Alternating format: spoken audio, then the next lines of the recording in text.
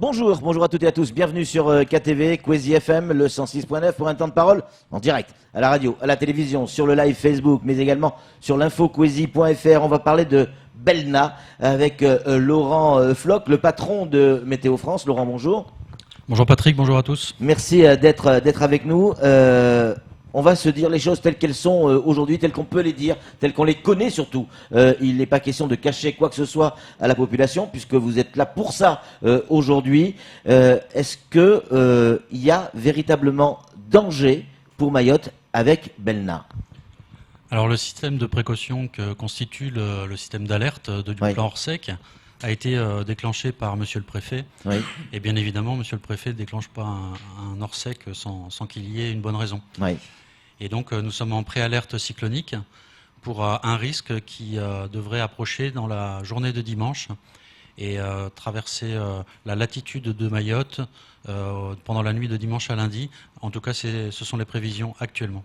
Est-ce que aujourd'hui Belna peut passer ailleurs que à Mayotte ou autour de Mayotte? Est-ce que cette hypothèse existe? Alors nous sommes passés en dessous des 72 heures du décompte, du compte à rebours que constitue en fait cette préalerte. Oui. Donc, ce qui veut dire que les modèles vont commencer à converger dans un cône un peu plus réduit. Alors, pour le moment, on a encore une incertitude de l'ordre de 150 km de part et d'autre, en ce qui correspond en gros d'un côté à Grande Comore et de l'autre à raser les côtes de Madagascar. Donc sur le site du CMRS Cyclone de La Réunion, vous voyez ce cône-là d'incertitude qui est encore relativement large, mais qui va progressivement se réduire. Et donc là, avec une trajectoire la plus probable qui passe entre 50 et 100 km de Mayotte à l'est, pour le moment. À l'est, c'est-à-dire entre Mayotte et Madagascar. Hein. Absolument. On est bien d'accord. Entre 50 et 100 km, ça c'est dans le meilleur des cas. Au pire des cas, est-ce que Belna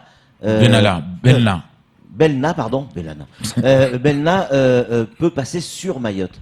Alors, c'est pas vraiment le pire des cas, c'est le cas le plus probable. D'accord. C'est-à-dire, on fait la différence entre... parce que le pire pour Mayotte n'est pas le pire pour Madagascar, ni pour les Comores. Bien sûr, évidemment. Donc, le cas le plus probable, c'est ce que je viens de vous décrire comme trajectoire. Avec une incertitude encore qui est relativement grande à cette échéance, à la fois en termes de distance latérale, en termes de timing et en termes de puissance également du phénomène.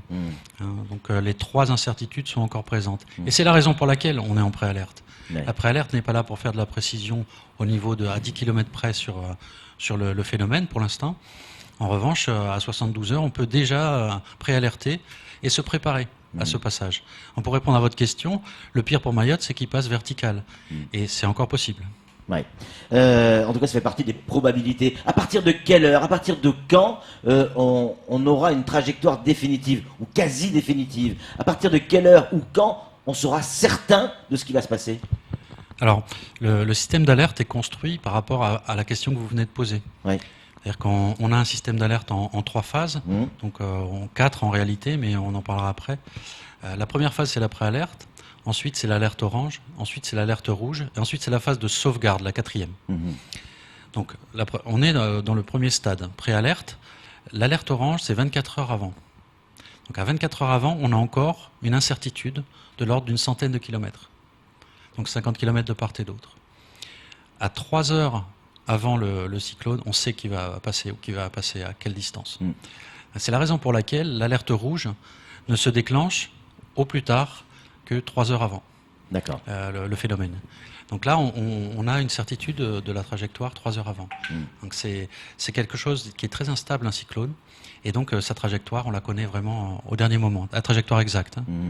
Alors on va revenir sur les précautions à prendre, bien évidemment, dans un instant. Mais à la minute où on parle, Laurent, il est où Belna, Belna, pardon. Il est où? Est-ce qu'il est déjà en tempête tropicale? Oui, alors cette nuit, il a été baptisé. Oui. Belna, donc c'est le deuxième de la saison cyclonique 2019-2020. Et donc il est à l'état de tempête tropicale modérée. Donc cette tempête tropicale modérée, c'est entre 63 et 89 km/h. Ouais. Donc pour des vents qui sont compris entre 63 et 89 km/h. Et donc il se trouve au nord de Madagascar toujours. Il se déplace à une vitesse relativement faible vers l'ouest pour le moment. Ouais. Et donc on attend qu'il y ait ce qu'on appelle une dorsale dans le jargon météorologique qui doit en fait lui faire incurver sa trajectoire vers le sud dans les heures à venir. C'est-à-dire pour rentrer dans le canal du Mozambique, tout simplement, quoi. Absolument, il est encore loin là, il est à 700 km. Le fait qu'il soit lent veut dire aussi qu'il va se charger beaucoup plus vite, donc la probabilité qu'il se transforme en cyclone existe réellement. Alors oui, alors même si la trajectoire est encore mal connue, il y a encore une incertitude encore plus grande sur son évolution. Dans l'état actuel de la science, on arrive à faire des trajectoires comme celles qui sont publiées sur le site du CMRS, mais au niveau de son évolution en vitesse interne, c'est-à-dire en puissance, on a encore des inconnus. Mais pour le moment, ce que les modèles donnent, c'est un passage en cyclone samedi. Samedi, dans la journée de samedi. Dans la journée de samedi. Et ce qui veut dire que même déjà loin de Mayotte, il sera à l'état de cyclone. Encore 200-300 km de Mayotte, il sera à l'état de cyclone. Et seulement ensuite, donc, il va se déplacer vers le sud, déjà à l'état de cyclone. Et là, il peut encore évoluer. Eh oui, bien sûr. Évidemment, les précautions à prendre. À partir de quand on doit véritablement, j'ose dire le mot, s'inquiéter. Est-ce qu'il faut s'inquiéter à partir d'aujourd'hui ? Alors si s'inquiéter, c'est faire quelque chose pour se protéger, évidemment. Alors oui. Depuis hier soir, des personnes ont déjà commencé à se mettre en marche. C'est toutes les administrations et les entreprises qui déclinent le plan Orsec. Le plan Orsec a été déclenché par monsieur le préfet hier soir. Ce qui veut dire que chaque administration, chaque entité, qu'elle soit par exemple l'éducation nationale, que ce soit l'ARS, que ce soit les entreprises privées, comme l'aéroport, le port et EDM par exemple, qui déclinent en fait ce plan Orsec par rapport à des consignes, des plans qui ont été écrits auparavant. Et chaque individu peut aussi mettre en œuvre, doit aussi mettre en œuvre pour lui-même un certain nombre d'actions. Et ces actions, elles passent tout d'abord par une action, je dirais, psychologique, c'est-à-dire se projeter à quel endroit je serai entre dimanche midi et lundi midi. C'est-à-dire on se projette dans l'avenir et on se dit à quel endroit je pourrais être en sécurité entre dimanche midi et lundi midi. Et on est en sécurité où ? On est en sécurité à partir du moment où on est dans un endroit dont les murs vont résister à des vents importants. Donc il faut déjà des maisons en dur, quoi, clairement. Clairement, ce sont des maisons en dur, oui. Est-ce que ou un gymnase ou une école, là où on aura pu être évacué. Et d'ailleurs, c'est la deuxième action qu'on doit faire après s'être projeté de cette manière, c'est se dire si j'arrive pas à me projeter dans un endroit où je serai en dur, je dois me renseigner pour savoir à quel endroit je peux aller. C'est-à-dire, je dois aller à la mairie, et clairement, aujourd'hui, et demander le numéro de téléphone où je devrais appeler quand j'aurai besoin d'être abrité. Et ça se fait, vous l'avez dit, aujourd'hui. Ça se fait aujourd'hui. Camar, une question pour Laurent Flop. Alors, avec ces vents forts, on a vu déjà les précautions qui ont été proposées par la préfecture quand il y a eu les grandes marées. Est-ce que là, au niveau des vagues, au niveau des houles, ça veut dire que même nos routes aujourd'hui seront touchées avec ces vents si, bien évidemment, ce cyclone arriverait. Le cyclone, il a raison. Souvent, on parle de pluie, on parle de vent, mais il y a la houle. Absolument. Donc, les trois paramètres sont possibles au passage d'un cyclone, bien évidemment. Je rajouterais même l'orage, puisque la foudre, on l'a vu pour Kenneth, c'est quelque chose qui, surtout dans les bandes spiralées, pourra même intervenir dès samedi. Parce qu'on ne sera pas encore en alerte orange, mais pour autant, on peut déjà subir les bandes spiralées de Belna, qui peuvent arriver dès samedi, avec des orages relativement violents. Donc oui, la houle, bien évidemment. Alors aucun de ces paramètres ne va être chiffré aujourd'hui. Bien sûr. On est on va dire à 60 heures du phénomène. C'est pas à 60 heures qu'on va savoir exactement à quelle distance il va passer, quelle va être sa puissance et à quel timing. Et tout ça est très important. Et la vitesse aussi de déplacement du phénomène est importante. Parce qu'on rajoute la vitesse relative à la vitesse absolue. C'est-à-dire que si le cyclone, mettons, je prends un exemple, il tourne à 120 km/h sur lui-même et qu'il se déplace vers l'avant, côté gauche, on va rajouter la vitesse de déplacement du cyclone, côté droit, on va la retrancher. D'accord. Oui. Donc là, la chance qu'on a, c'est qu'on est côté droit pour l'instant dans les simulations, donc on est sur le côté le moins rapide D'accord. pour le moment. Et Et la houle, pardon, je voudrais pour répondre à votre finir avec ça, question. parce que c'est la houle cyclonique, potentiellement, ça dépend évidemment de la proximité du cyclone, de son intensité. mais la houle cyclonique, ça ressemble à quoi? C'est quoi? C'est une vague? C'est quelque chose qui va monter sur les terres ou Alors, ce sont des successions de vagues. Oui. Mais de la même façon qu'on peut avoir une houle qui provient du sud, par exemple, Bien sûr. pour une tempête. Oui. C'est la même chose. C'est la même chose, sauf que avec des vents plus forts, la mer va monter plus haut. Oui. Donc, bien évidemment, il va y avoir également la surcote due à la dépression du cyclone, Oui. et aussi ce qu'on appelle le vent d'afflux. Oui. C'est-à-dire que là, en plus de la houle, on a une onde, comme une déformation sur l'eau. Comme si vous voulez, une verrue sur l'eau, très large, et qui avance comme ça avec le cyclone, côté gauche. C'est ce qu'on appelle l'onde de tempête. Et cette onde-là, déjà, elle va faire monter le niveau de la mer, sans parler de la houle. Oui. Elle va faire monter le niveau de la mer, donc sur côte, et ensuite seulement on rajoute la houle. Eh oui. Donc potentiellement, ça peut faire des vagues énormes. Ah oui, ça peut faire même des vagues jusqu'à 6 mètres. Absolument, Ouais. mais voire plus. Ouais. On a eu des exemples avec Irma où des houles ont été relevées par des radars qui ne sont pas des géostationnaires mais qui tournent comme ça, et donc avec des valeurs de 10-12 mètres. À l'extérieur du lagon pour nous, bien évidemment, mais c'est une légende que de penser que la barrière de corail va nous protéger. Nous protéger à 100%, c'est sûr que non. Mais il y a quand même une forme de protection. L'atténuation, elle est relativement faible par rapport à des vagues aussi grandes. Parce que, oui, je suis d'accord, quand il y a une houle de 1,50 m, là, on va avoir peut-être 80 cm dans le lagon. On va parfois diviser par deux, en fonction de la marée, bien entendu. Parce que sur les 12 heures ou 24 heures, suivant la distance où va passer le cyclone, ça peut être 12 heures comme ça peut être 24 heures, l'alerte rouge. Pendant ces 12 heures ou 24 heures, on va avoir une marée haute. Et oui. Forcément. Donc, oui, forcément. Donc, on passe au-dessus de la barrière et. Voilà. Et donc, marée haute plus houle cyclonique, potentiellement, ça peut faire des vagues très hautes, même dans le lagon. Donc, toutes les personnes qui vivent dans les mangroves, qui vivent à proximité immédiate du littoral, vont devoir être évacuées. Clairement. Là aussi, on peut donner comme consigne à tous les propriétaires de bateaux, on pense à nos pêcheurs bien évidemment, mais aussi les bateaux de plaisanciers, il va falloir les sortir de là. Mais là, ça, il faut le faire aujourd'hui, quoi qu'il arrive. Ah, il faut le faire maintenant, Ouais. clairement.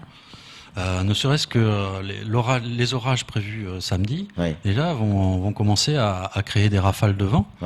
Et potentiellement, ça peut être, oui, gênant pour un bateau qui est au mouillage. Est-ce que on connaît aujourd'hui, pas précisément, on sait bien, mais le pic de Belna, c'est véritablement dans la nuit de dimanche à lundi. Certains nous expliquent, certains modèles en tout cas, nous expliquent qu'il se recharge, donc il ralentit, donc il pourrait arriver autour de Mayotte que lundi matin très tôt. Info, intox? Oui, c'est encore possible. Comme je vous l'ai dit, on est dans une incertitude à la fois au niveau de la trajectoire et de la puissance. Et la puissance, mais aussi du timing. Et oui. Donc c'est précisément le système de précaution qui est pris par l'Orsec Cyclone. C'est de se dire, voilà, 24 heures avant, on passe en orange. Mais ça peut être 30 heures. Ça peut être 20 heures. Mais l'ordre de grandeur, c'est ça. Et c'est ensuite seulement qu'on va préciser vraiment sa trajectoire, sa puissance estimée, parce que dans l'heure qui précède, il peut encore prendre de l'intensité, ça va très vite. Ou diminuer. Ou diminuer. Mais à partir de samedi, il a plutôt tendance à prendre de la puissance. Camar, une question pour... Alors, une question très importante, et d'ailleurs on en parlait ce matin avec Patrick, donc je pose la question parce que tout le monde se pose cette question. Avec Patrick ce matin, on se disait, est-ce que c'est mieux d'être dans l'œil du cyclone, c'est-à-dire aujourd'hui si Mayotte est dans l'œil du cyclone, ou c'est encore pire s'il passe au loin avec, disons, à 100 km de Mayotte? Alors, vu le déplacement d'un cyclone dans l'océan Indien, qui a des vitesses, on va dire, entre 10 et 30 km/h, forcément, vous n'allez pas rester dans l'œil du cyclone très longtemps. Oui. D'accord. Donc, ça veut dire que déjà, une première fois, vous avez pris le mur de l'œil. Le mur de l'œil, c'est des précipitations qui peuvent aller jusqu'à 500 mm/h. Wow. Faut imaginer quand même. Ouais. Donc, heureusement que ça passe vite. Et donc, ça veut dire aussi que vous aurez subi les vents maximaux du cyclone une première fois. Et là, vous allez le subir une deuxième fois. Avant, il y a l'œil. C'est-à-dire quand il se barre, Exactement. il nous laisse le... Exactement. Donc, il vaut mieux ne pas être sur la trajectoire de l'œil, puisque vous allez le subir 2 fois. Oula. Alors, en imaginant qu'il passe à la perpendiculaire de Mayotte, on est on imagine, dans les probabilités, parce que ça en fait partie. À un moment donné, l'œil va se trouver au-dessus de Mayotte. Et là, il n'y a plus de pluie, il n'y a plus de vent. Il y a le grand ciel bleu. À Mayotte, on n'a pas l'habitude de ça. Là, c'est là où il faudra faire attention et et expliquer que, attention, il y a la suite qui arrive. Absolument. Néanmoins, la population et les autorités auront déjà subi le premier passage du mur, Oui. Qui aura bien secoué les esprits. Oui. Donc on n'aura pas forcément envie de sortir tout de suite, vous comprenez ? Oui. Il y a la phase de sauvegarde. Pendant cette phase de sauvegarde, on ne sort pas de chez soi. Oui. Surtout si on sait que l'œil du cyclone va passer. Ça, c'est quand on...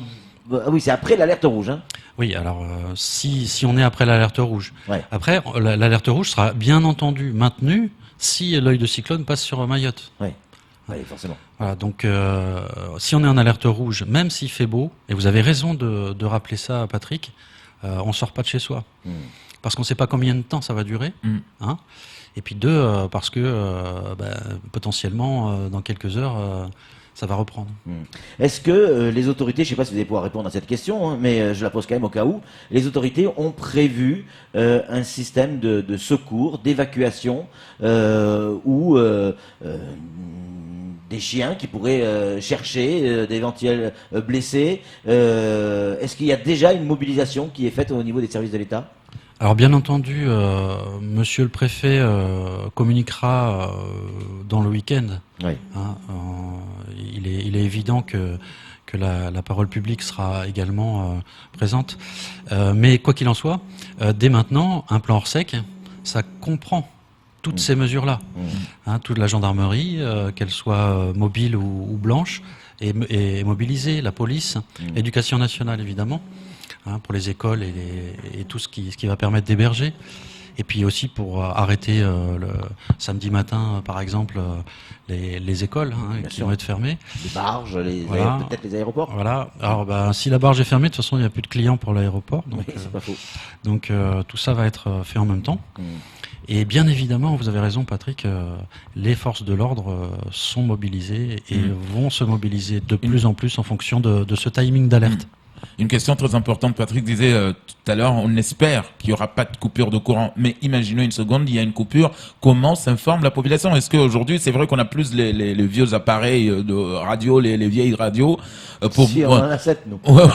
pour mettre des piles et continuer à écouter les informations, notamment nos médias. Oui, et puis même pour s'éclairer, tout simplement. Donc il faut vérifier d'avoir des piles dans ces lampes de poche, déjà. Et puis, dans la mesure du possible, il y a quand même énormément de Mahorais qui ont un smartphone. Oui. Et donc, on sait que... alors, dans la partie alerte orange, alerte rouge, la première, du premier passage, il n'y a pas de risque, a priori, d'avoir une coupure de courant. Bon, sauf peut-être s'il y a un orage, voilà. Mais c'est pas un risque vraiment très prégnant. En revanche, après... Il y a ce risque-là d'avoir des soucis, pas seulement d'ailleurs au niveau de l'électricité. Oui. S'il a plu beaucoup trop, par exemple, dans les retenues collinaires, beaucoup trop vite et beaucoup trop fort sur les pentes des retenues collinaires, c'est évident que l'eau va être turbide. Alors ça veut dire que derrière, les pompes qui sont avec des filtres vont potentiellement être engorgées. Il va falloir donc démonter les filtres, les nettoyer, les remettre, etc. Et ça va aussi faire des coupures d'eau.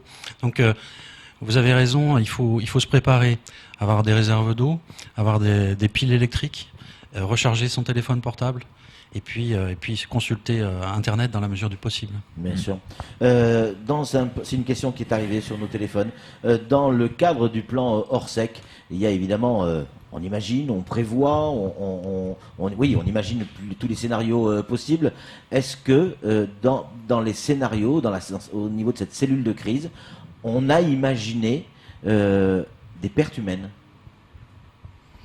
Alors, encore une fois, monsieur le préfet va s'exprimer au fur et à mesure de l'avancée du plan Orsec. Mais il est... avoir peur n'empêche pas le danger. On est bien d'accord. Hein, donc, en être conscient, c'est aussi important. D'où ma question, Laurent. Bien évidemment, mais on ne peut pas chiffrer. Ouais. C'est pas possible.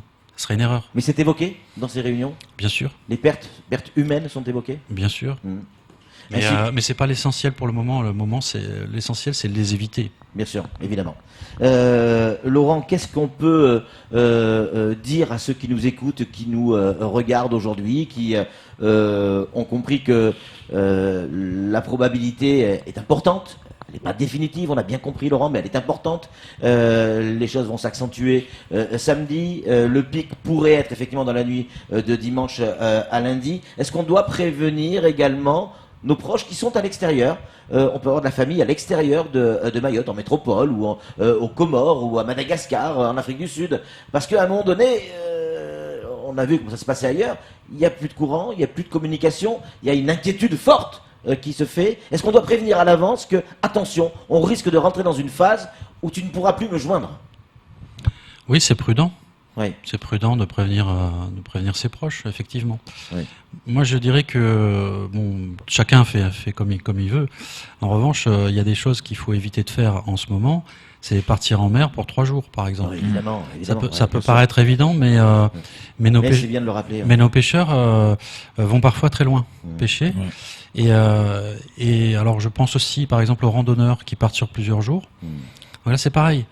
Pendant plusieurs jours, si on part et qu'on s'informe pas pendant cette période-là, c'est là où il y a le plus de morts. Quand un cyclone passe, avec des gens qui n'étaient pas informés. Ou qui ne respectent pas les consignes. Ou qui ne respectent pas les consignes, mais surtout des gens qui n'étaient pas informés du passage en alerte orange, puis en alerte rouge. Et c'est là où il y a dans les ravines, parce que quand ça pleut, ça pleut.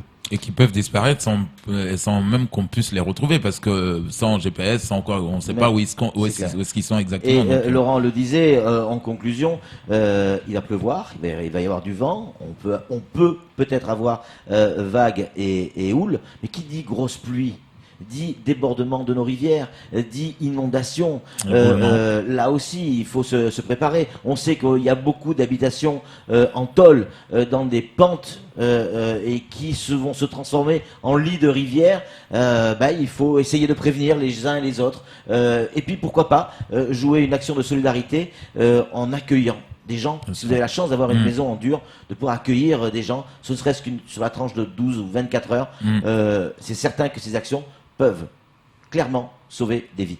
Merci Laurent d'être venu, d'avoir été clair avec nous. Coésie sera probablement à partir de dimanche midi en édition spéciale à donner des points infos toutes les demi-heures et toute la journée de dimanche, toute l'après-midi de dimanche, toute la nuit de dimanche à lundi. On sera en direct sur Coésie, à la télévision, à la radio, sur l'info Coésie et sur la page Facebook, et également lundi jusqu'à midi, si effectivement on a toujours du courant. Merci Laurent d'être venu sur ce plateau, d'avoir répondu à nos questions. C'est tout pour ce temps de parole. Tout de suite, la suite de nos programmes.